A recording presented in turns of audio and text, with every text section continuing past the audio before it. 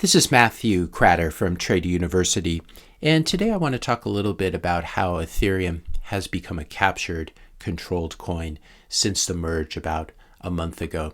So when Ethereum was moving from proof of work to proof of stake, I believe it happened on September 15th, this is what the merge promised. It promised a brand new Ethereum 2.0, and many people were very excited about this, especially many Ethereans. But as I'd been warning, this move to proof of stake almost guaranteed that Ethereum would become a government-controlled coin, and in this video we're going to see how that prediction is coming true. First, the prediction. This is from August 20th, 2022.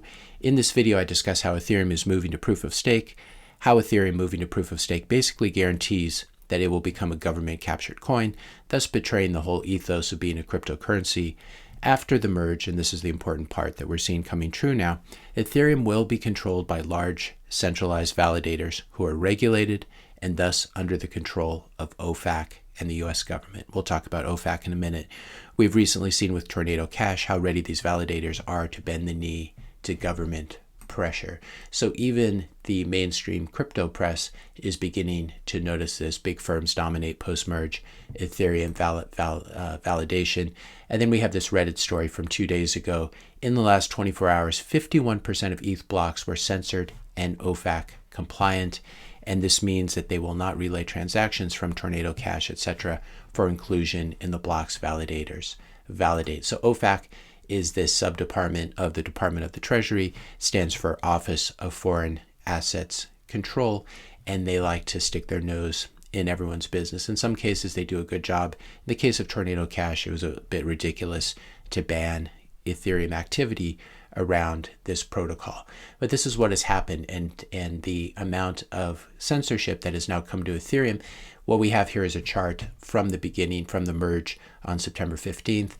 This is the post-merge daily OFAC compliant blocks. So the red filled in space shows you what percentage of blocks were OFAC compliant. So right on the day of the merge, only 9% were OFAC compliant. But if we fast forward to today, 48% are compliant. 48% of blocks, and this has just been 1 month and 1 day since this happened. If you're enjoying this video so far, please hit that subscribe button, hit the like button, and also share this video with a few friends, especially if they're into other cryptocurrencies like Ethereum. There's a nice tool here which I'll link to below, MEVWatch, MEVWatch.info, and you can sort of toggle between the number of compliant blocks. So as of 30 days ago, 36%, as of 7 days ago, 48%, and over the last 24 hours, 50% enforced OFAC compliant blocks. We can scroll down here and see the number of blocks. This is a great way of visualizing it. This is the last 100 blocks, so the last 20 minutes of activity, and all the red blocks are the blocks which are enforcing OFAC censorship. You can see that most of the blocks are red here. This was a tweet from Martin Kuppelman that was being circulated, and he looks like a very serious, accomplished Etherean. And so this isn't from some Bitcoiner maxi or anything. It's from an Etherean.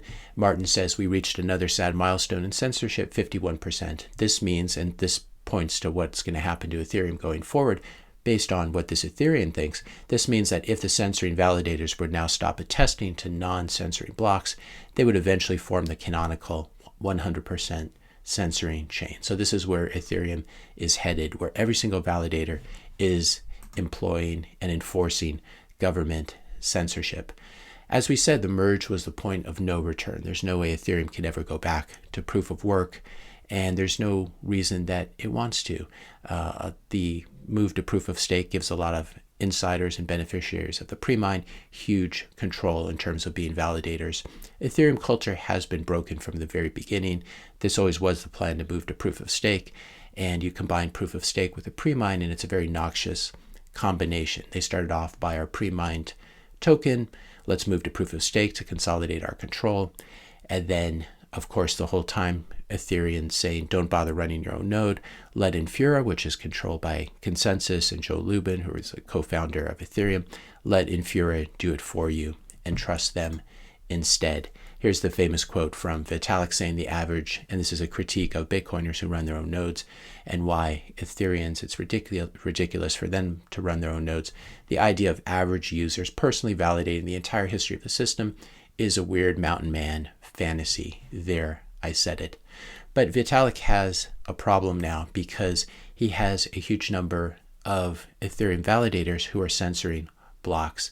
Back on August 16th, Vitalik said he is ready to burn validator stakes via social consensus if they tolerate censorship. So now I would throw down the gauntlet to Vitalik. Are you going to slash these validators for censoring blocks? So let's see what happens if he does this, though. He's sort of damned if he does, damned if he doesn't. Coinbase is obviously censoring blocks as a validator. Let's say that Vitalik, because of the censorship, as he said he would, if you censor blocks, I'm going to slash you. Let's say Vitalik burns part of Coinbase's stake. Guess who loses? All of the retail investors. If you're listening to this and you've staked your Ethereum at Coinbase, you are going to have part of your stake slashed as well. All the retail investors who staked ETH at Coinbase gets slashed. Good job, Ethereum. You successfully castrated yourself. Everyone saw it coming. Well, not everyone, but a lot of people saw it coming. And this was the video I put out on the day that they came out with the merge and move to proof of stake. I called this video Ethereum Successfully Castrates Itself.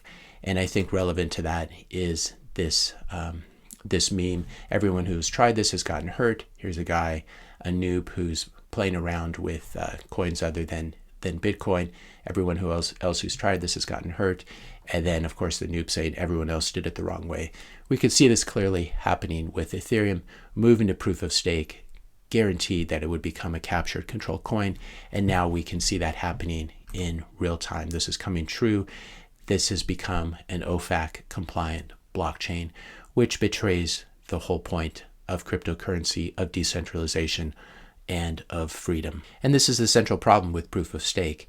If your coin moves to proof of stake or is proof of stake, it is going to end up being controlled by a small group of validators. It's just a very centralizing thing, unlike proof of work. And unlike proof of work, having more coins under a proof of stake system gives you more control over the system. So there's really only one freedom money left out there, and that's Bitcoin. It's the largest and strongest proof of work coin. Its competitors are things like Dogecoin, which are completely laughable. If you found this video helpful, be sure to hit that subscribe and like button. Hit the notification bell if you want to be notified when I publish my next video. And let me know your questions and comments in the comment section below. Thanks a lot for watching, and I'll see you in the next video.